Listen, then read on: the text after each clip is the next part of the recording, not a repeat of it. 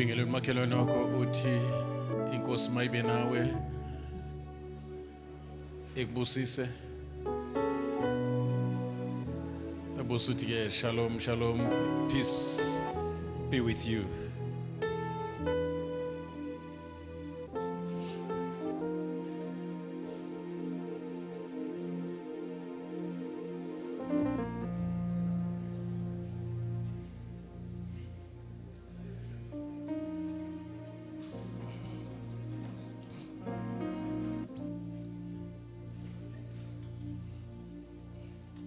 Singahlala phansi bukhona uNkosi Bazalwane, siyabonga.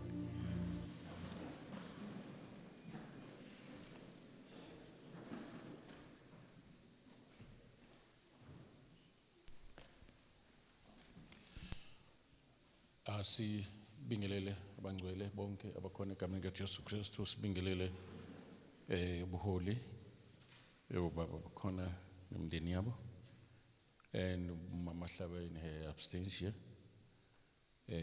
Besithembisile izolo ukuthi uyena ozoba isikhulumi namhlanje.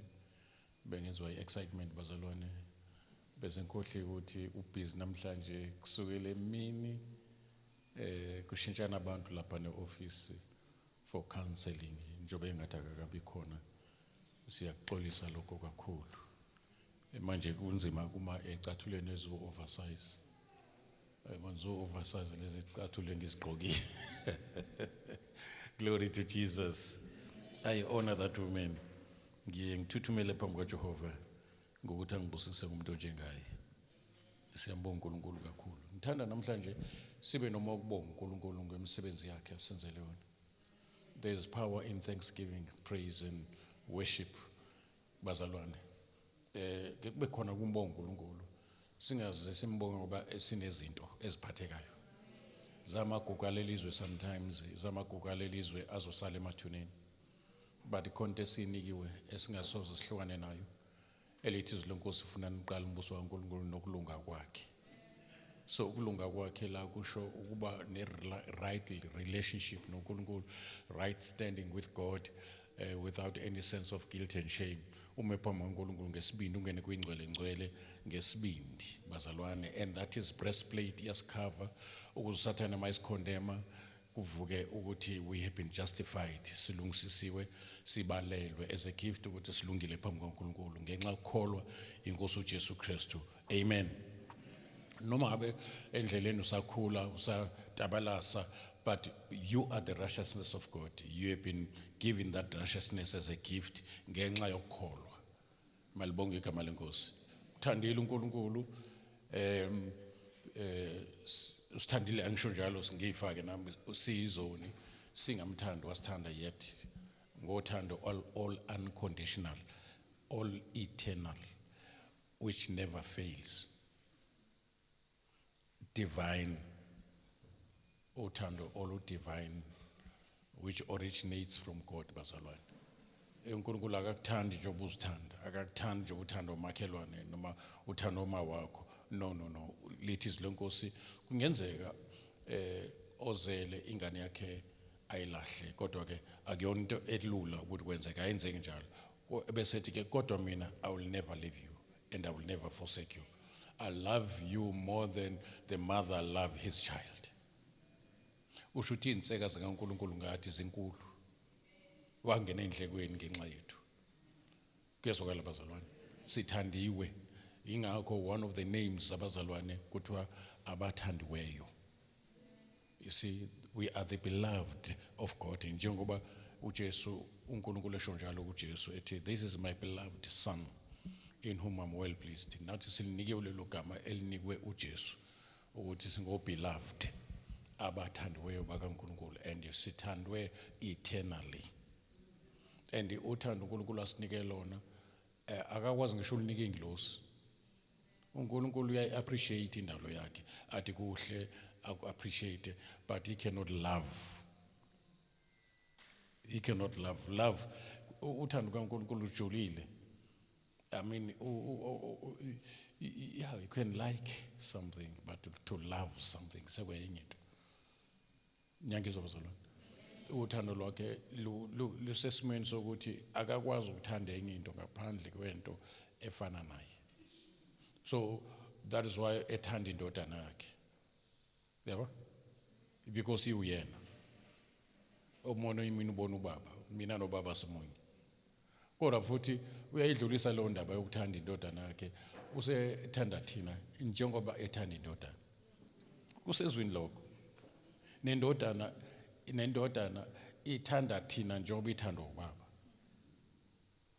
Tshela makhelwane, uyazi indlela uJesu akuthanda ngayo, indlela athandwa ngayo ubaba. Isho musani kusho ngathi niyahleba. Na leyo nto ungayishaya izandla uthi uNkulunkulu usungithanda kuleyo level.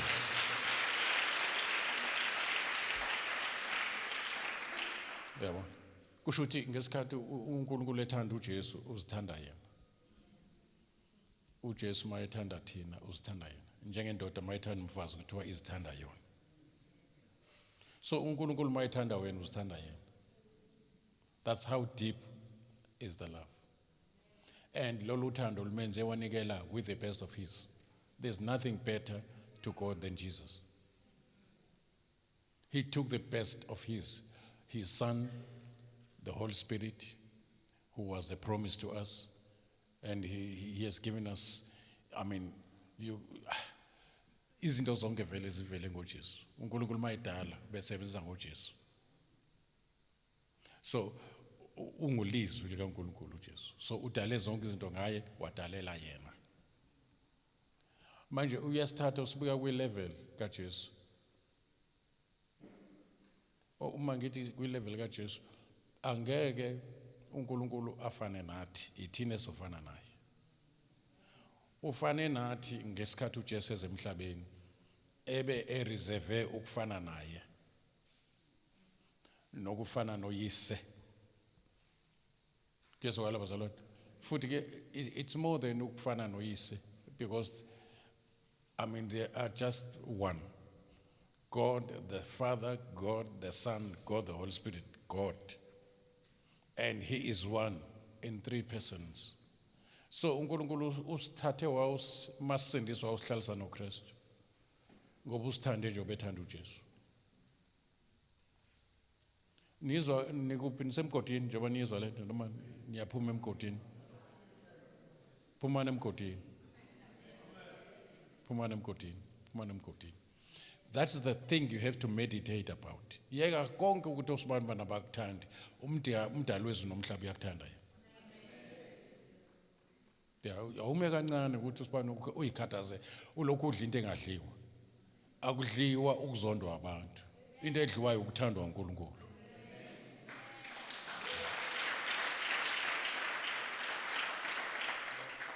Ngeke uyeke nale ngoba iyanda population yabantu abazalwe single-handedly, bakhuliswa single-handedly. Uyayibona lonto. So kunabantu abasebitha ngokuthi ubaba wangishiya ngisemncane. Mhlawumbe washada nomunye umama. Wakushiya.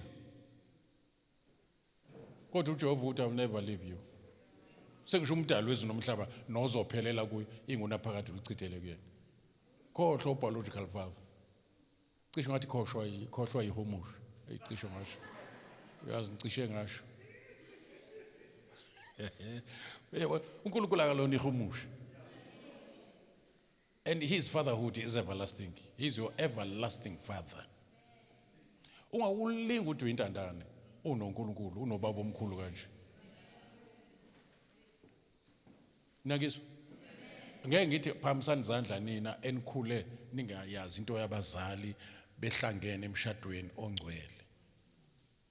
Ngoba kuzomangala uhafu wenu uzophamisa izandla. Babodwa bakhuliswa ugogo, akukhona loma. But once ufike kuKristu, ufike kwifamily. Ufike kwifamily akasoze yachitheka. Ufike kwifamily which owns the universe, the whole universe. Ufike kwifamily yakuthatha yakususa emlotheni, yakususa othulini, yakuhlalisa namakhosi. Wahlala noKristu nje obuhleli nje. Spiritual. Physical usela ula, but spiritual, because life is spiritual. God is a spirit. You are the spirit. You have a soul. You live in the body. Niyangizwa nonke bazalwane. Uyazi ungaphiliswa yilokho nje ukuthi ulokhu meditate ukuthi uNkulunkulu uyangithanda. Kubaleka izifo. Zibalekiswa ukuthi wena ucabanga usizi, ucabanga ukuthandwa nguNkulunkulu, uzindla ngakho imini nobusuku. Uyaphila. Kuyangisiza nje mina. Kungenza ngazondi umuntu ngoba asike isidingo sokuthi ngizonde umuntu ngoba akho othemba lakhe libantu uqalekisiwe. Yeah, kuthiwa unginciki nako kwakho uqonda, ungenciki kokwakho uqonda. Ngisho ingqondo yakho ungathi ngoba ufundile waba igraduate usukuthemba ingqondo. Ingqondo ithola i-degree, ayitholanga konke, ithole a certain degree of knowledge. Mhlawumbe ni understand igama degree. Kunento eningi ongazazi, wena uspecial kulaza kuleyo yazi encane, na imfishane ngakho. Mawudokotela amazinyo nje kusho ukuthi akwazi lutho ngokuyi, wazi amazinyo kuphela. So you cannot depend, you cannot lean on that. You better trust the Lord with all your heart, not half-heartedly, with all your heart. Trust Him. I mean, trust Him. There's a difference between trusting, believing, and having faith. That's one song. Trust enye into. Trust. You'll be anchored in your life. You'll be like Mount Zion if you trust God. And ithi iBhayibheli ubazi kahle abathemba kuye. And ufanele ukuthenjwa ubuthembekile. Bangakudisappoint abantu ubathanda. Ingakho kunezinto kungafuneki kuyini umuntu. Uyabona njengokuthi nje ngiphilela uyabona nje ukuthi mangase nje usibanibani nje athi uyangala sengavele ngithatha indamu ngiyilengisi kusho ukuthi uphilela yena. So you make your life which is so precious to be so cheap. Engabe uphilela uKristu sadalelwa lokho. Sadalelwa ukuthi singaziphileli thina siphilele wasifelayo. Philela yena. He must be the reason why you exist. I say God, Jesus must be the reason why you are here. Then if your life, if you give your life a reason, which is Christ, then you are safe. Angiphinde futhi. If you give, mangibuza uphilelani athi ubusothi wena ayikho enye into engiphilayo ngaphandle kaKristu naye wangifelayo.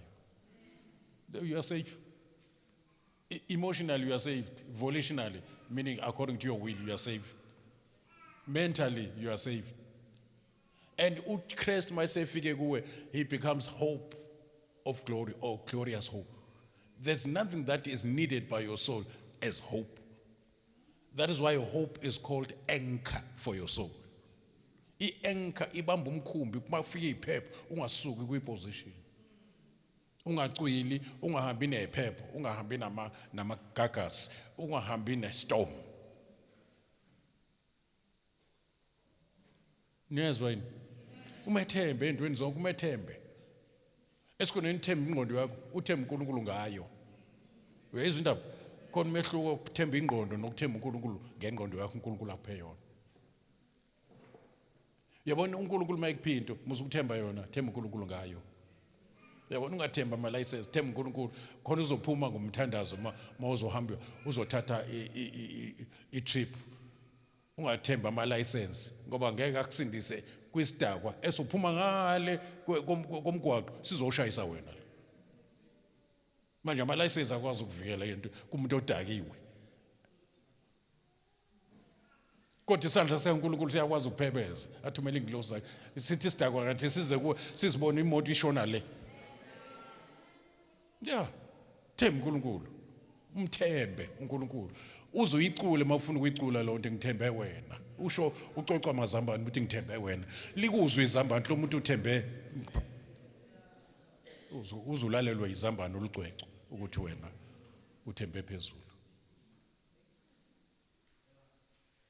Ubafundisa abantwana bakho bevuke ekseni bangaye esikoleni bengathandazeli. Ngoba ukuthandaza isign ukuthi I depend on you. Mangathandaza usho ukuthi I don't need you. I don't need your help if you don't pray. Niyangizwa? Uthandaza uzothandaza ngisho ukudla ngoba akwazi ukuvela lokudla. Kuthintwe iziphi izandla. Themba uNkulunkulu ngemali yakho ungathembi imali. Ayithenjwe ingcebo. Izokuphoxa. Themba uNkulunkulu ngento uNkulunkulu akubusise ngayo. Wakunika amandla to accumulate wealth. Bonga uNkulunkulu. Ugogo ozalima wayesimanga somuntu. And nesiqiniseko sokuthi it's like investment ayenza ethandaza esithandazela. Yadlulela kubazali bethu basithandazela. Ukuthandazela umuntu it's an investment, especially uma uthandazela abantwana bakho. We are invest for the future. Akuyona yonke imithandazo ephundulwa manje. Eminye imithandazo ikulinda kwi-future. Umangala uthi awunkosi kwenze njani? Hawu uyibambe kanjani ingane yami ngoba yayingayifuni lento, ilento akade uyithandaza ungayeki. Yabona le mthandazo you were invest. Eminye iphendulwa eBhayibhelini, eminye ibiphendulwa sebengasekho kade bethandaza. Yabona? So prayer is an investment. Prayer is a war. I mean, it's in fact you are fighting a good fight ngomthandazo. Futhi phela uhlomisa impi noma uqhatha impi mawuthandaza. Ashonisa ngoqhatha impi mawuthandaza. Yeah, ngesikhathi uDaniel ethandaza kwasuka inglosi ezulwini. Kubhaje umthandazo kaDaniel emkhathini. Ngokuthi nje athandaza kwasuka inglosi uMikhayeli ezulwini. Wazohlasela inglosi ezivimba inglosi ephethe impendulo. Mawuthandaza uphaka impi. Mawuthandaza wenza uNkulunkulu wathi lempi akuseyona yakho ngoba uthandazela about it. We exchange ownership. What was your problem before you pray becomes God's problem after prayer. Hey, noma uSathane uthi ayiletha ngicabanga ukuthi kahle ke Sathane ayisafuni mina ngiyishiyele enkosini. Kunezinto ozinikela kuNkulunkulu, kunezinto oyiphosela kuye. Encwadini yamaHubo 37 kuthiwa uyaginqa, uginqele kuJehova izinkathazo zakho. Kusho ukuthi mazizinkulu zingakwazi ukuphoseka, ziginqele kuye. Ireal lento engitshela yona. Nangizwa? Ngithini? uNkulunkulu ngeke ahlule wena. Ngeke ahlule inkinga zakho, ngeke ahlule impilo yakho, ngeke ahlule no. Sometimes kuyacounter ukuthi ungakhathazeki ngefuture. Why? Because the one who holds your future is one you know. You may not know what is in your future. As long as you know who holds your future, you are safe. Zihluphe ngokwazi ophethe future yakho. Ngithi zihluphe ngokwazi. Uthi I know the plans I have for you. A plan is something eqala iqedwe before kuqalwe. Angiphindi. I-plan into uNkulunkulu into eqalwayo iphinde iqedwe kungakaqalwa. Okuzokwenziwa ngayo i-plan. So mayethi I know the plans I have for you. Leli gama I know. You see? Before I formed you, I knew you. uNkulunkulu akazi wena wedwa, wazi neplan ngawe. And indlela kaNkulunkulu ngawe ayikho kuwe, ikuyena. Wena funa indlela zikaNkulunkulu. Funa indlela zakho ezinkulunkulu. Konke ubhayiza empilweni.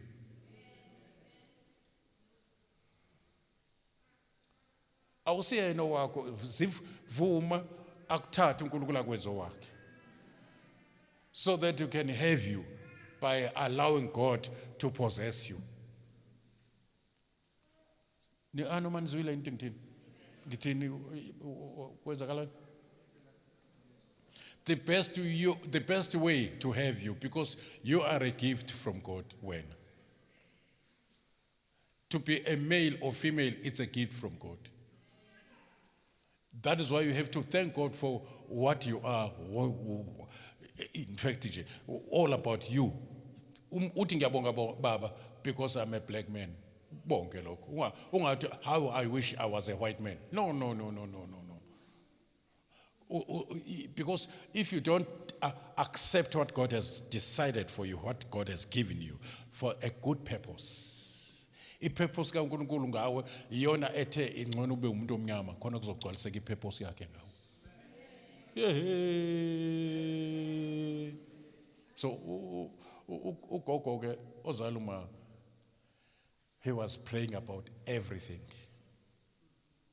wayengawaphuza amanzi ngisho izowaphuza empompini wayewabonga baba lamanzi inkosi ongiphe wona ngiyabonga Nkosi amanzi ngalizo ikhathi ngoba ngangihlala khona sasiwakhe emfuleni yabona wayengawaphuzi amanzi engazange abonge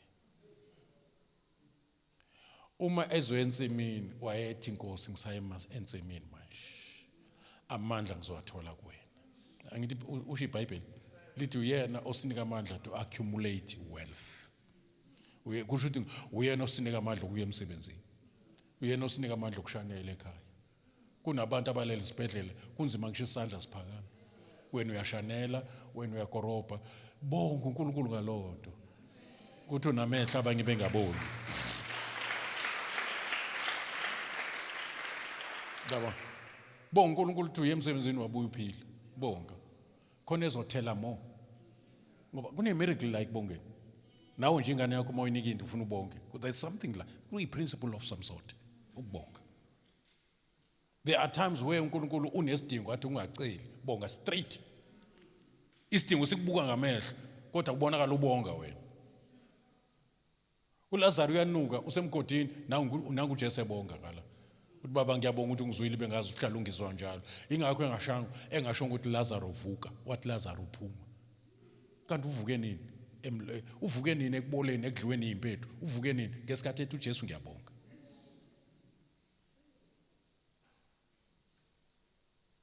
ngesikhathi nje uJesu ethi ngiyabonga akubonge lento okubukeke ngathi awunayo lalelani mtshela makhelwane nakho kuthiwa silalela lalelani ngizoyiphinda lento ngangayisho ungakulinge uzitshela ukuthi usazonika izinto uNkulunkulu esekunika uKristu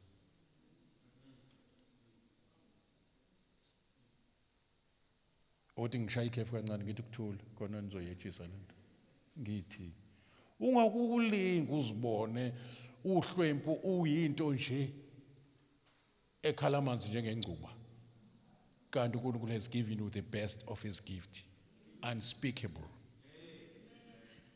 manje iBhayibheli lithi ke ongazange ayigodle indodana yakhe wanikela ngayo yabona ukunikela kona ukuboleka tshela makhelwane uNkulunkulu akasiboleka ngoKristu akabolekisi mtshela makhelwane uNkulunkulu akabolekisi even his fatherhood we have all the guts to say God is my father just have him he has allowed you to have him I say he has allowed you that's why he is a father to you there's no need for him to be father of anything until you are there there's no need for ukuthi umuntu umelusi until kube khona izimvu there's no need ukuba uJesu kuthiwa umsindisi azene kunegama lithi uJesu it's because of you hawu nase nyathula uJesu okwenzani kungekho azobasindisa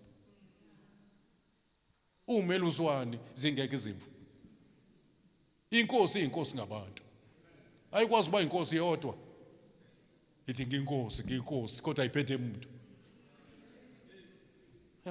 kunezinto uNkulunkulu ayizo because of you and uyizo forever he's your father forever he's an everlasting father just because of you kusho ukuthi wena you are his everlasting child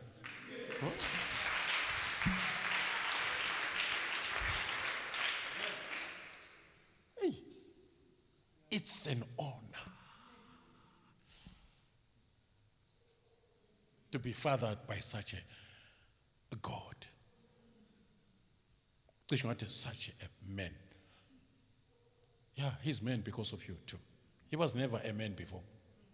I mean, Jesus was never a man. He was just God, period. Never a man.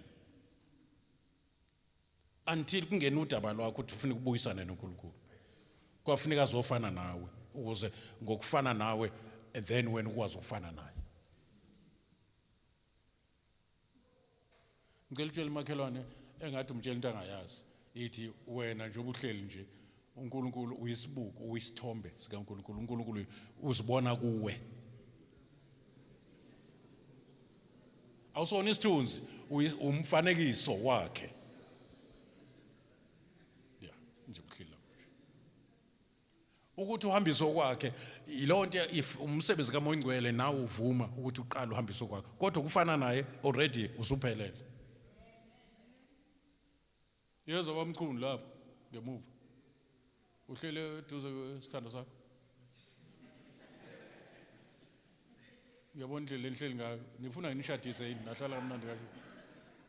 Hey manje yabona nje ushade nomkakho nje kushade uNkulunkulu abawu2 bashadene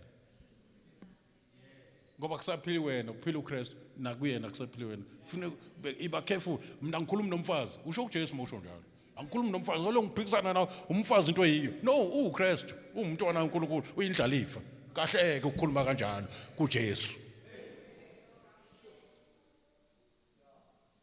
Akukhulunywa nje kanjalo kuJesu. Umkami ngimhlonipha ngoba ngibona uKristu kuye. Ngimhlonishiswa ukuthi kunendoda ephila ngaphakathi la kuyena. Ngimhlonishiswa ukuthi izulu selimhloniphile already. Lamthatha lamhlalisa noKristu kwezasemazulwini indawo.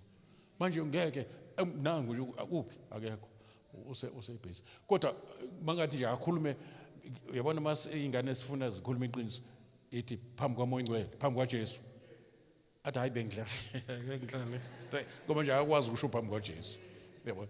So mangathi ke mama Hlaba phambi kwaJesu ngake ngakhaca ngathi awumfazi walutho ngangakhuluma 39 years ngangayikhuluma lonto wangitshela ngakangena emshadweni wathi ungamkhaci umkakho ngatshelwa ngena yoshesha ufe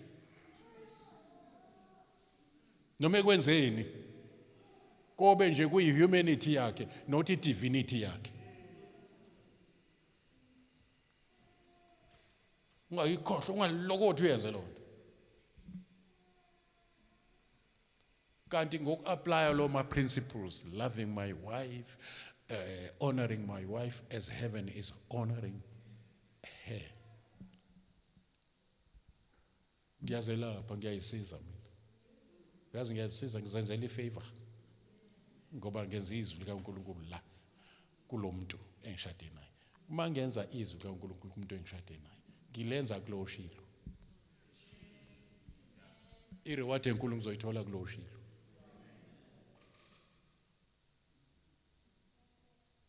And lo nto ine healing virtue nje iyodwa. Angisho ukuthi ngiyafakaza ngidlulisa ubufakazi bokuthi ever since nga-aplya lo ma principles angibuzi inyama negazi lokothi nje entweni zikaNkulunkulu ngibuza inyama negazi kuyavuma yini ama-feelings ayavuma yini ukuthi ngimxolele angihambi ngokuvuma hamba ngokukholwa olungileyo akusho ukuthi uzohamba ngama-emotions kuthiwa olungileyo uzohamba ngokukholwa ukukholwa kuphi ezwini anginyakaze ke lapho ngeke ngisuse ma ngithi mkami ngizwa kubuhlungu la awungibeke isandla ngithi akenze izwi kimi mina ngithatha ama-results ukuthi makubeka isandla kuphila umuntu finish sengiqedile ukuthi ngiphinde nginese into isithandazela ngiphinde nginenisane naye kade ngithandazela njalo kunjani kodwa ayikusafani sengiyingconywana iBhayibheli lasho ukuthi mangibeka isandla ngizoba ngcono lithe ngizophila manje kufanele nganyakaza ezweni.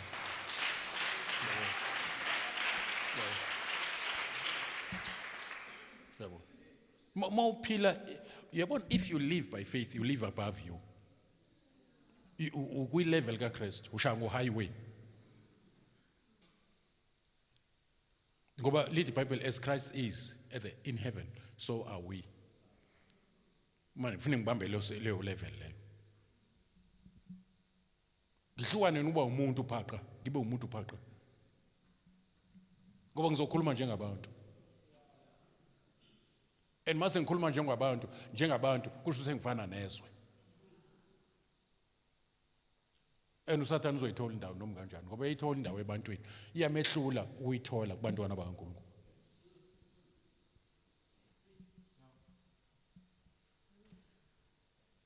Nithule ngoba nenza nithokile. Oh yangena. Kwesikhathi sikhuliswa ukum-invite uSathane.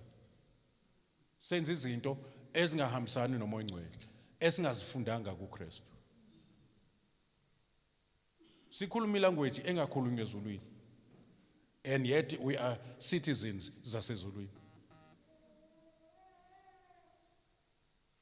Into uma ukhule ngayo kunzima ukuthi iphume, ikhishwa ngemfundiso nepractice yento ofundisiwe.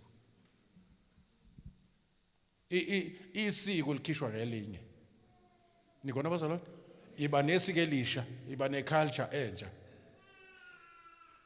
Uma ngabe usuzowaba addicted entweni kade uyenza wazi waba addicted ku developing addiction manje. That is why uyisoni ngemvelo, kufanele kube umntwana kaNkulunkulu ngemvelo. Uyithola apha imvelo ngokuzalwa uNkulunkulu. Izinto esizithola natural siyithola ngokuzalelwa kuzo. Ngiyumntwana kaNkulunkulu not by learning, ngiyumntwana kaNkulunkulu by nature, by birth. Isilwane si-acta njengonina ngoba sizele unina obe act. Uma inje khonkotha uzokumdlwana na sekulingisa unene. Uyabo kukhonkotha njengonina ngoba kuzele unina obe khonkotha. So ukuzalwa ke is to inherit all the DNAs zomuntu okuzele. Ama genes akhona. Yabo. Ake sibuke ke la bazalwane.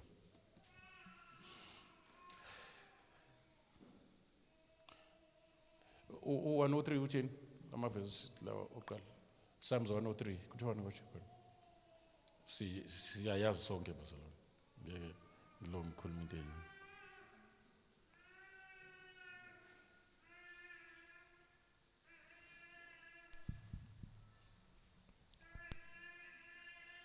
Ukhona ufundayo masinyana.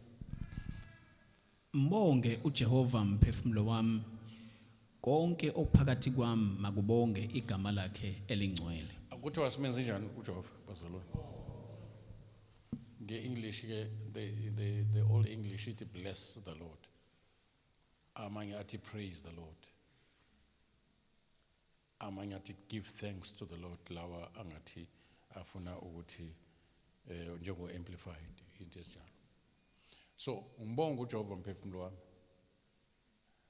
Now kusho ukuthi umbongo uNkulunkulu kufanele umphefumulo wakho ukubonga ukufunde ukuthatha isiyalo sokubonga ngoba lapho kuhlala khona esikhathini esiningi la kuhlala khona izinto ezihluma izimpilo yakho zijwayele ukuhlala nokukhononda nokubalisa nokuba angry nokuba bitter, unforgiving, zonke lezi zinto zivamise zithanda ukuhlala emphefumulweni womuntu. Manje ke kuthiwa ke umphefumulo ke awusuke la okuhleli khona uzobonga ngapha ubonga uJehova. And nakho konke okuphakathi kusho ukuthi lapho ke even nomzimba wami nama emotions ami yonke into elakimi mayijoyine ekumbongeni uJehova. Then bese kuza kama reasons kusimbongelana.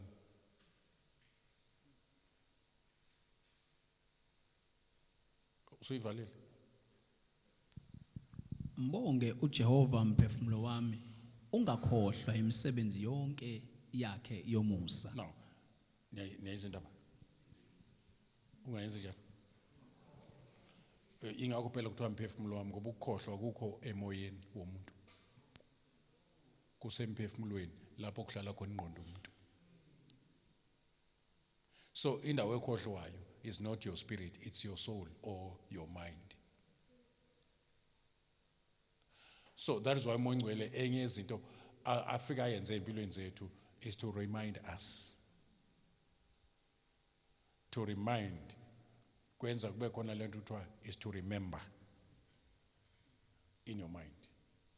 So kusho ukuthi ngamanye amazwi kuyavuselelwa izinto ebese iqala ukushibilika. Ziyahlala in your spirit kodwa ziyashibilika uma ungazigcinanga ungazigadile in your mind. Ngoba mawufunda Deuteronomy 8 verse 18 I think ilapho yayo uthi uNkulunkulu kungathi ke sengibusisile kwandi silver negolide kwandi imfuyo waba nezindlu ubusuyamkhohlwa ngoba nguye okunika amandla to accumulate all these things. Ukukhohlwa is the weakness of our souls. Uyakhohlwa. Ukhohlwa nawo indlela owathethelelwa ngayo izolo. Abantwana baIsrael bakhohlwa sebekhumbule ba reverse ukukhumbula, bakhumbula negatively, abakhumbuli positively. Bakhumbula oanyanisi baseGibhithe, bakhumbula sebekhohliwe ukuthi bebehlushwa kanjani. Yabo, sebekhohliwe ukuthi baphume kanjani eGibhithe. Ulwandle libe udonga na bona bajomba ukukhishwa uNkulunkulu miraculously. No Pharaoh nenqola zakhe ziphelele olwandle. Usekhona sebekhohliwe lokho. Ingakho bakhohlwa indlela ukuthi bakhangisha itholo bathi lona elibakhipha eGibhithe kodwa belakhiwa yibona. That's how far men can forget imisebenzi kaJehova. So that, I think, it's one of the reasons why ukhonza kwethu, thandaza kwethu nokufunda izwi, it must be a daily thing. So that ingqondo zethu zihlale sikhumbule. Ingakho kuthiwa zindla ngemiyalo yakhe once a week angithi. Kuthiwa Psalms chapter 1, ozindla ngemiyalo yakhe imini nobusuku. Akusho nana ukuthi usuku nosuku kuthiwa imini nobusuku. Kuthi ingqondo yakho must be occupied. Ingqondo yakho must be filled by izinto zikaNkulunkulu ezipositive. Amadimoni athanda ukuhlala engqondweni, afaka izinto engqondweni. Manje akade uyafika uSathane engqondweni athole yakhe ingqondo ioccupied imisebenzi emihle uNkulunkulu. Khohlwa imisebenzi emibi, khohlwa umakhelwane ongakuthandi nezinto azenze kuwe. Khumbula izinto uNkulunkulu azenze kuwe. That's the right diet for your mind. Ngoba ngesikhathi ukhumbula izinto ezinegative, umakhelwane wangenza into ezimbi, umakhelwane wangenza lokho, you develop anger, you develop inzondo, you develop unforgiveness, you develop bitterness. There's no righteousness in those things. They grieve the Holy Spirit. They make your prayer to be weak. They will make you to be vulnerable. You make a room for the devil. Malshoni ilanga thukuthela, you are making a room for the devil. Uzozibona usugula kade awagcina ukugula. Ngenxa ye-anger, you are harboring anger, unforgiveness. Those are demonic things. That is, those things are toxic in your soul. So you detoxified yourself by filling yourself with the word of God, with praise, with thanksgiving. You know, when I keep on giving thanks to God, uzumbonge nento asazokwenzela zona ngoba umbonga ngefaith. Faith is the substance of things hoped for, the evidence of things not seen. You have an evidence. Lento awayiboni kodwa i-evidence yokuthi usunayo i-faith. Then because of that faith, you begin to thank God in advance. Before uyibambeke isandla lonto usuyayibonga nje uAbraham. Ukubonga kuyamnyakazisa uNkulunkulu esezulwini.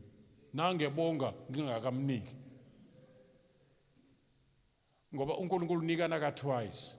In fact mawuthanda kathathu. Ukunika something before uzalwa. Uzalwa nje sewunezinto wanikwa zona.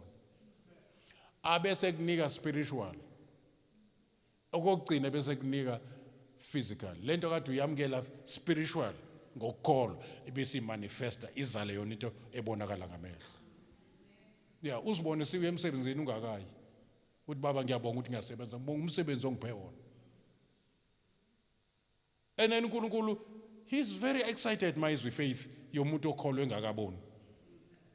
Uyamblessa lo muntu, usho njalo Jesu. Uthi yabona ke Thomas wena uqala wafaka isandla uzokholwa ukuthi ngimi. Let me tell you this, babusisiwe abakholwa bengakaboni. Now you must gun down for those blessings. Uthi ngifuna zona ke ezithola abantu abakholwa bengakaboni. Sengifuna zona ke.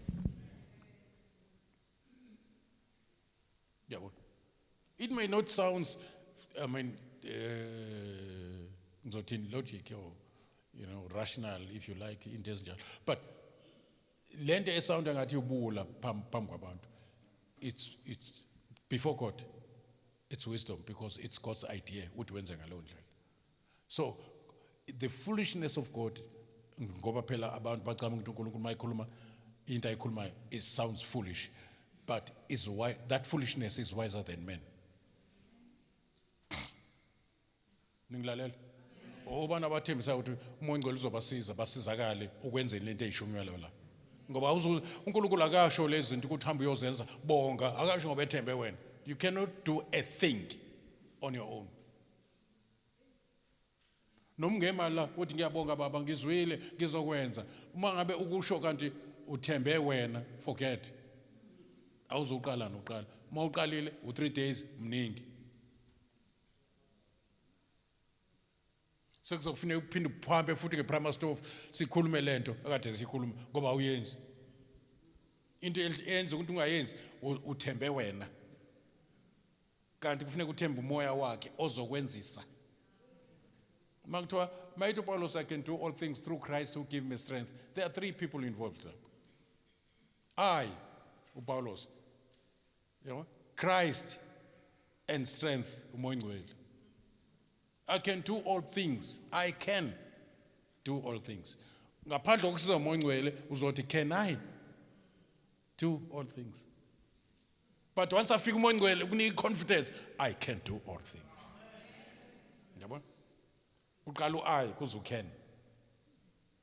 Kodwa manje ngakafika umoya ongcwele uba nokungabaza ngoba uthembe wena.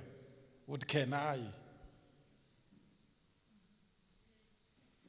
Kodwa umoya ongcwele lo simamkele akuyena ukuthi siqule kuphela sikhulume ngelwimi siphelele lapha. Nakhona izilwimi eziza nomoya ongcwele zinama results abonakalayo egcineni.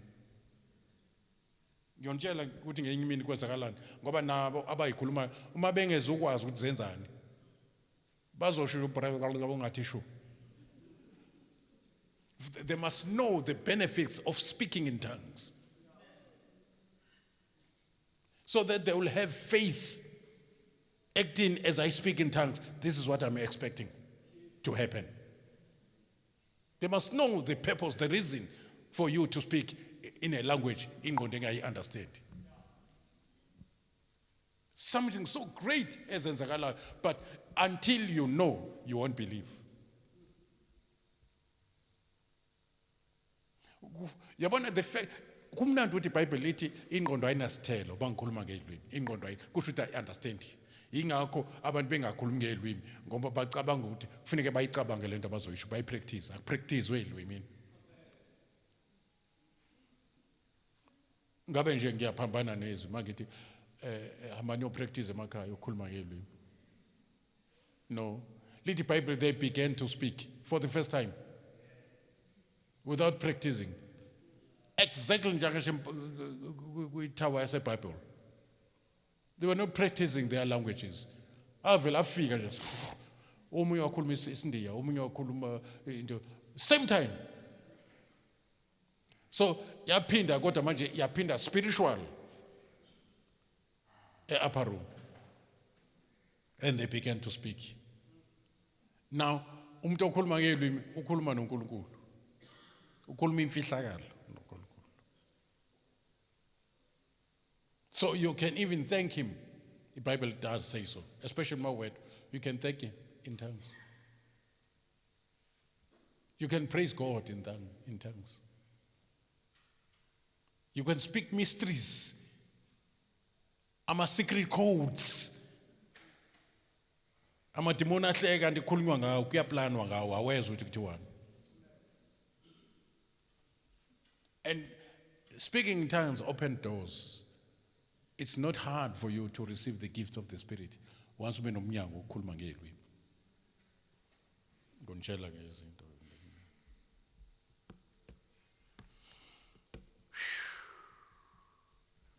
Awuqhubeke nale verse utheni? Now, kodwa and forget not.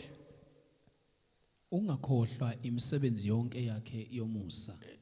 Ubani ophethe English lapha kulo ndawo ungakhohlwa imisebenzi.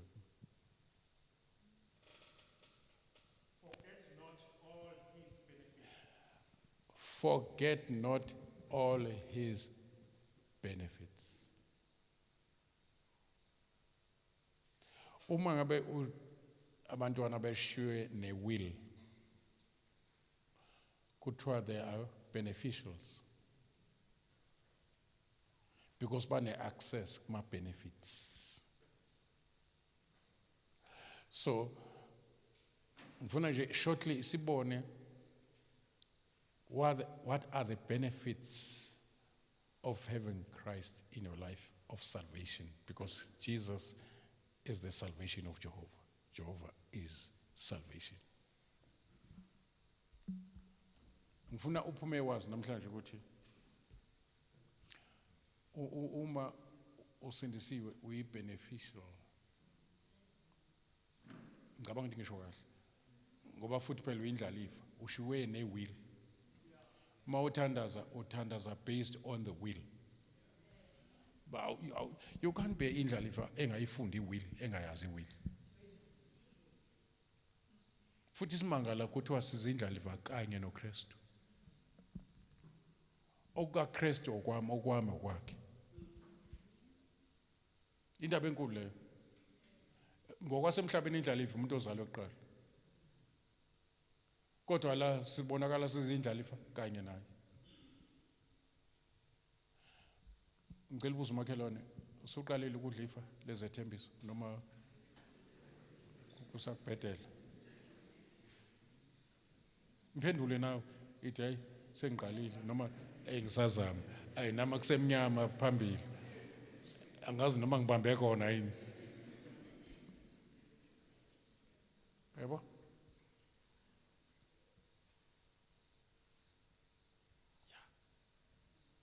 We are sometimes kunezinto ozidla ifa ngokuba wena ulandela ama terms and conditions akhona. Ifa lakho kodwa kunama terms and conditions akhona. Yizwa lonto? Yonke into noma unganikwa yona as a gift kodwa inama terms and conditions akhona. Yabo? If I give you a car, kunezinto kufanele uzazi ngale moto engikunika yona. And ulandele umthetho wakhona. Uma after 15,000 kufanele iye kwi-service, kufanele kwenza loo nto. Uma kuthiwa ayiwudli upetrol, idla udizili, kufanele kwenze loo nto. So ifa sinalo silinikiwe ngoKristu, sizindlalifa kanye noKristu. Kodwa ukusokola hayi sisokola into ongazi uyibona. Ungaphiki ukuthi sizindlalifa kanye noKristu. Kwenze njani? Asizihluphi ngokufunda ama terms and conditions. Asizihluphi ngokuya kwi-manual, the mind of the maker, the Bible. Now we are missing out. Kube ngathi engathi uNkulunkulu akasenzelanga lutho. Sicula abantu abangena uNkulunkulu. Nathi siyashwabula, sikhathazekile. And uNkulunkulu usinikele even indlela yok resolve izinto noma yokubhekana nezimo ngoba as long sisemhlabeni kunezimo esibhekana nazo. Uqale ngokuthi njengendlalifa yami ngicela ungakhathazeki ngalutho. Inhliziyo zenu zingakhathazeki. Kwavalwa ukukhathazeka ngqi. Sijomba lapho ave sikhathazeka. Akekho nje la ongazenza ngcono athi ngikhathazeki. Siqa khona lapho ke. And expect God to do as he has promised. Sibe sijombile. Abantwana baIsrael abangenanga eKhanana ngenxa yokushwabula. Waqala wezwa ukukhala kwabo kodwa sebephumile eGibhithe wezwa ukushwabula kwabo. They were complaining.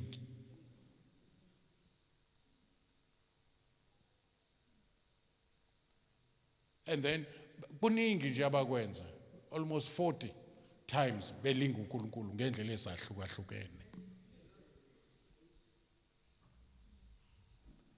Baphinde basole nenceke yakhe ayithumile balwe nayo uyabona nje.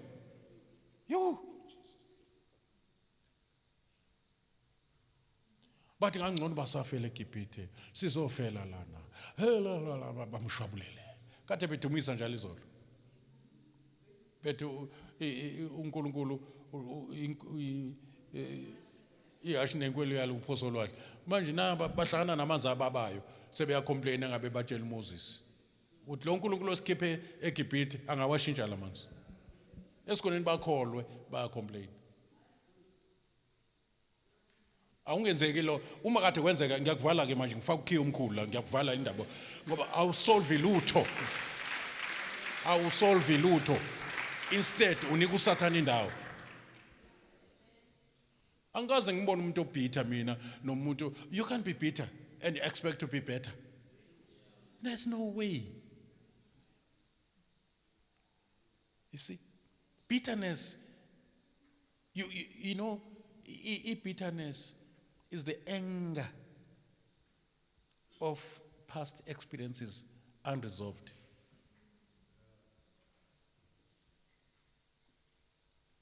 Bitterness is poisonous, cancerous. It's a cancer for your soul. But bitterness, you can eat it. It is edible. Ikhona edlekayo kanti upoison. Fana nomuntu okufakelwe upoison ecoffee akawuzwa awuzwakala. Ubona ngoba sewulunywa isisu nje ukuthi kusho ukuthi konke ngephuzile. Uthi yake esibhedlela kuthiwa uphuza upoison. Kodwa ngesikhathi uphuza ubungawuzwa. Injalo bitterness. Injalo idoubt. Kunjalo ukucomplaina.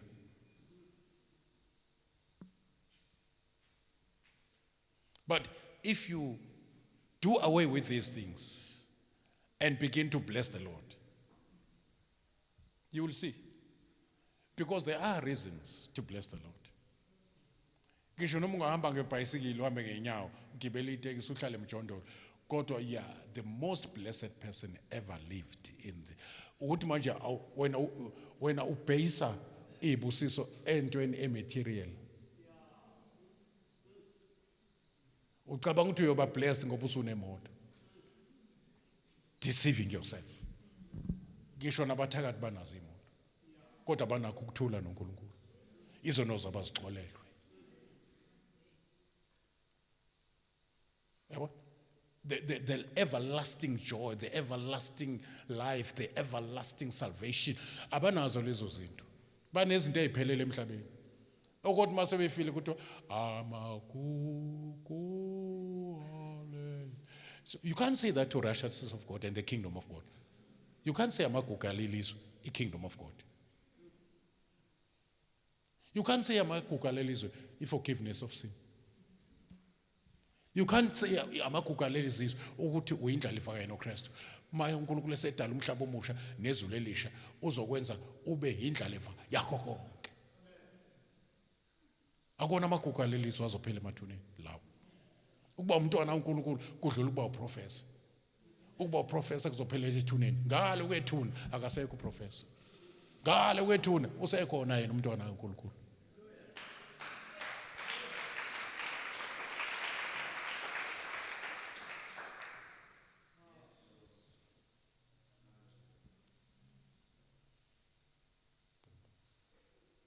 Ingakho bezihluleka ngiyasho ngoba nami ngisizwa umoya ongcwele bazalwane.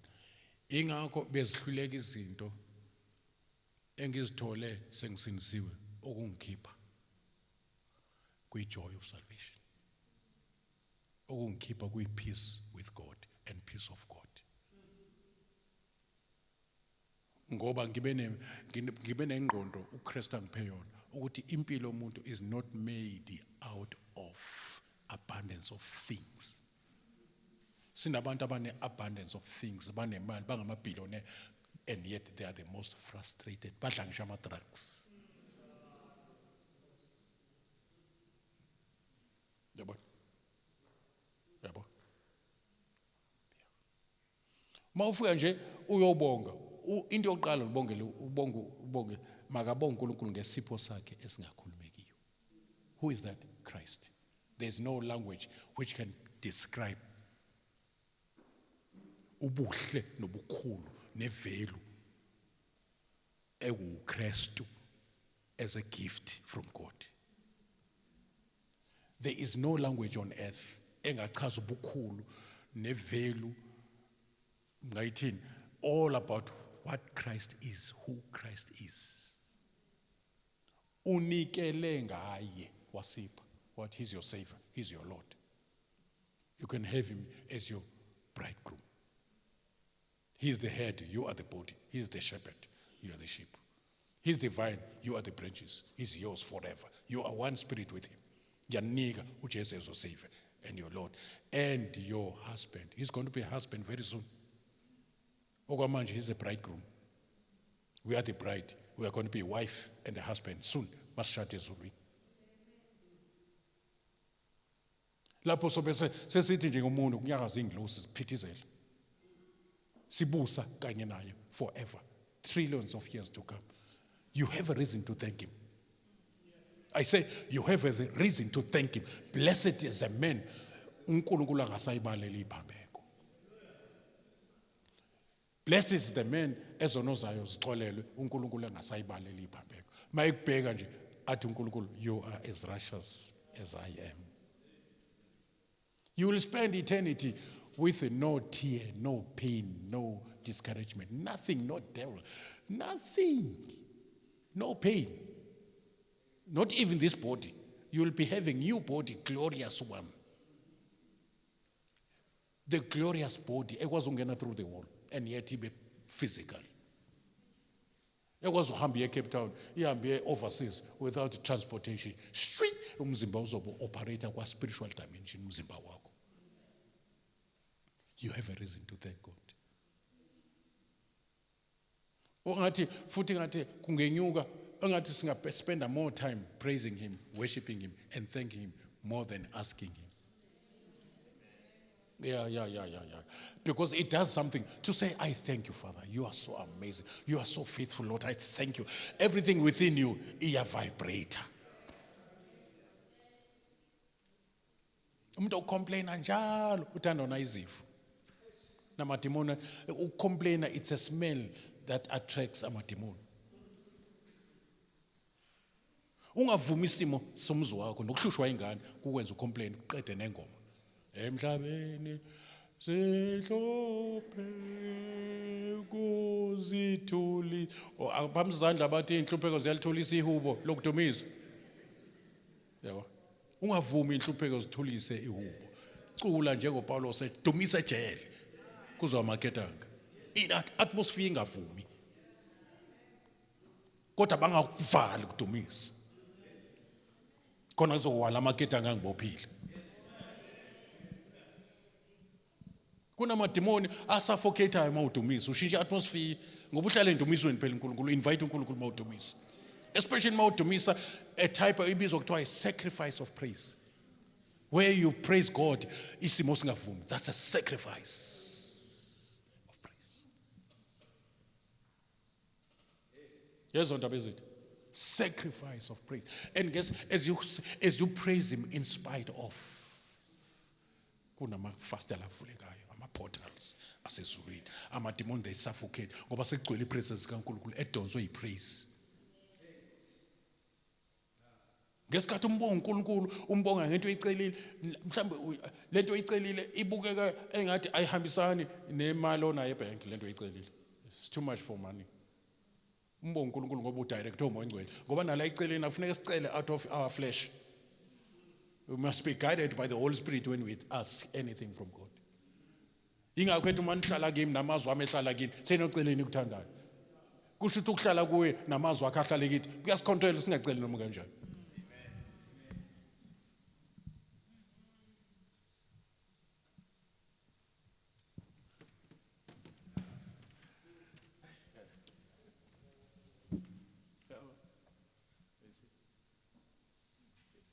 Kese njengebandla nje basila ke sibonga uNkulunkulu ngokuthi uyishintshe ukiverele sibonga uNkulunkulu ngemphefumulo yala esikisile simbonge simhambele phambili yabo ke simbonge noma ngaba special service yokuthi sizobonga azili izokhala sikhalela iverele sizobonga uNkulunkulu ngokusindisa iverele sizobonga kungekho lutho sibonga and see what will happen. Ijele amaketanga ayahlule ukubopha umuntu obongayo. ijele alikwazanga ugcina uJesu isikhathi eside ngoba wafa exolile bathi baba baxolela akabambeki umuntu oxolayo izifiso zezitha zakho mawuzixolela azifezeki angiphinde lento ngisho ngithi uma ubathandazela abantu abakuphatha kabi izinto abakufisela zona azisebenzi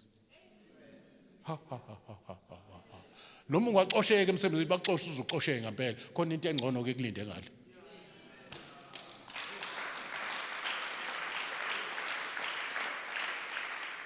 bangahambele enyangeni bakuhambele kulabo abahlanganisa izinto bagcoba isitulo sakho basigcobe la officeini lakho benze ngathi bayaklina kanti sebethengi ukuthi awutuyigcoba lento kuthiwa asikho isikhali uma umuntu ohlala asikho isikhali esilwelele wena noma ngaya le cisho ngasho ngegama kathi eMozambique cisho usushilo nje ekaniyasho nje ekaniyasho nje uthi cisho washo ushilo kodwa ngisho ukuthi noma bangayapi bakuyele wena ngesikhathi lithi iBhayibheli siyazigcina nasewuthandweni lakhe sizigcina uthandweni we keep ourselves in his love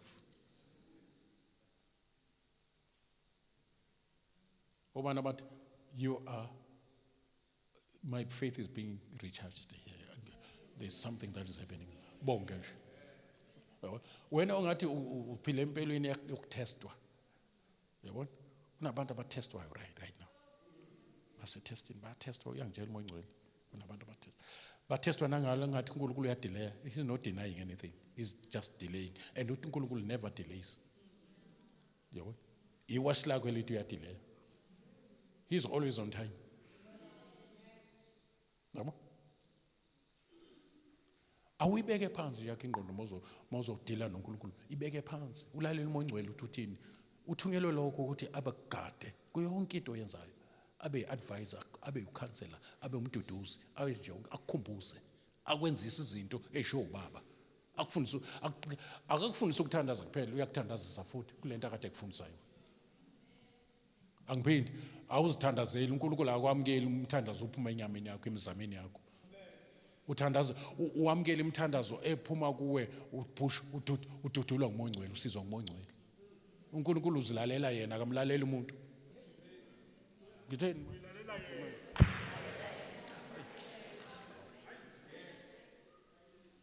ingakho manje ufunike egameni lakhe igama lika Jesu lelo uNkulunkulu lo ngamandla kamoya ngcwele uNkulunkulu futhi lo ngokwentando yakhe kuse uNkulunkulu futhi lo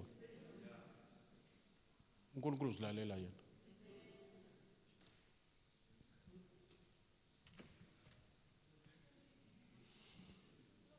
and forget not his benefits ziyabalwa ke la part of them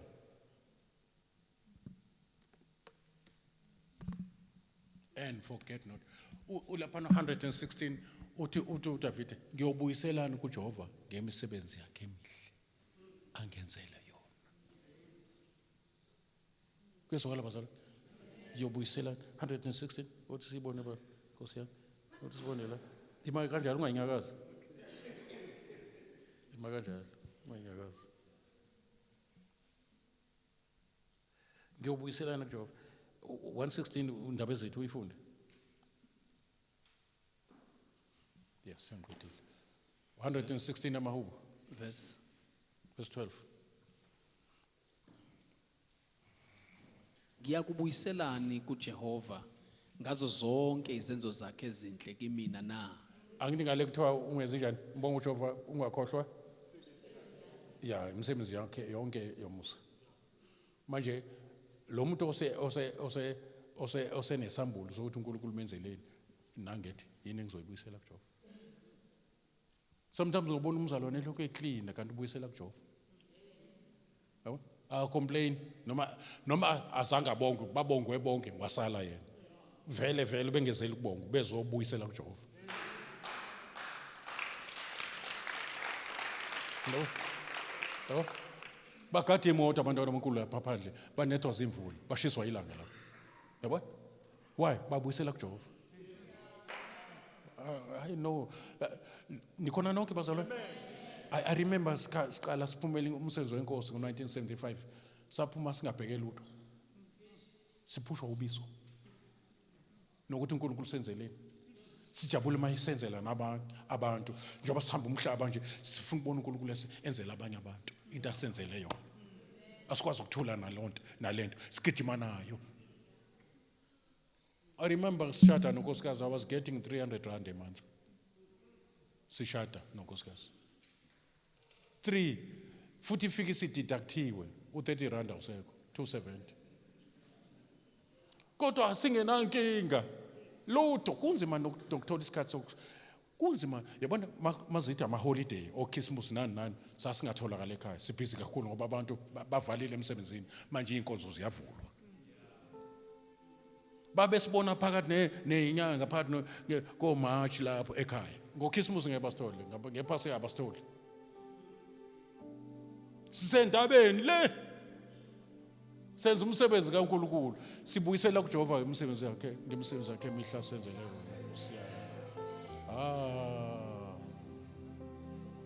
manje uma ungimbulekelwe lento la uhlala uncengwa. Awumzalwane manje wena phela wena uchairperson siyacela angisizwa namhlanje ngizwa ngathi kuyabanda yebo uJesu akazange ayisiphambanweni ngoba kushisa. Kwakuyisikhathi ukuthi awubethelwa sazi noma lalina noma kwakunjani kodwa waphuma phandle kwekama wayobethelwa esiphambanweni ngenxa yakho.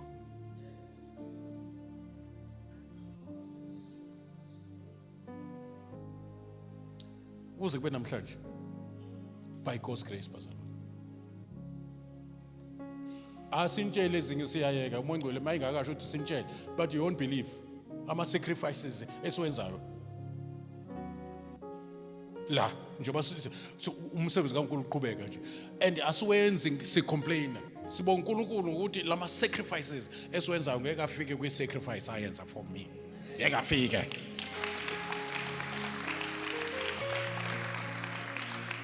Ngeke sintshele abanye bazosuka bathi nje ayikho lonto. And uNkulunkulu is faithful enough. Ukuthi mawuyenza kanje ungithanda ngenhliziyo yakho ngengqondo yakho ngamandla akho onke ungithanda kanje. Ngizwa kanjalo mina ngiyamenza umuntu angikwadla amandla endoda ngiyamenzela umuntu. Yabo? So it's not a waste anything oyenza sacrificially. kuNkulunkulu umdumise kubheda uthi baba akekho njengawe uNkulunkulu ulalela hawu nange engidumisa kodwa esemgodini. Yabo? uNkulunkulu akencane ukukhuluma nenhlanzi egwinyile ikuphalaza uphume. Amathumbu ayo cannot take you. Yabo? Cannot contain you long enough.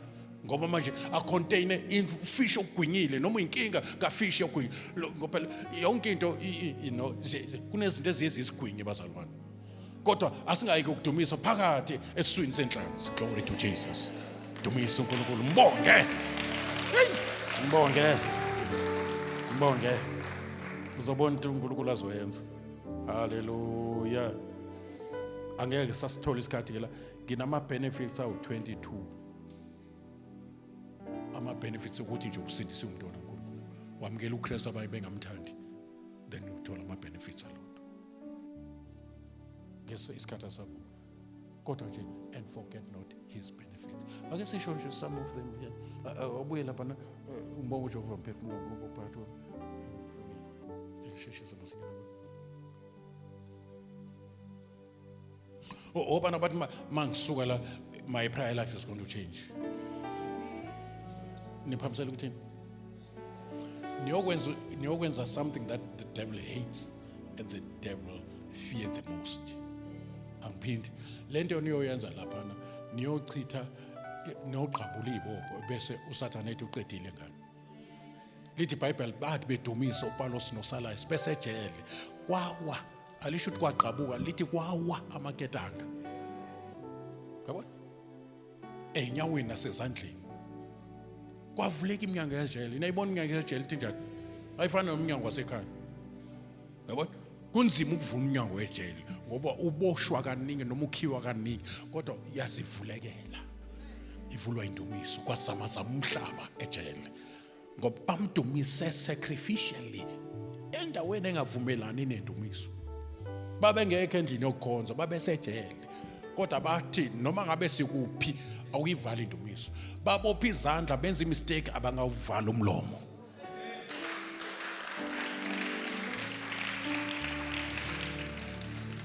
Yesho qedile. Yesho la. Yeah, 103 la kade ufunda khona. Yeah. Mbonge uJehova Oh, no. La uthi yeah. yena othethelela zonke izono zakho. Into yokuqala leyo, izono zakho zixolele. Awunasikweleti noNkulunkulu manje. Nibuye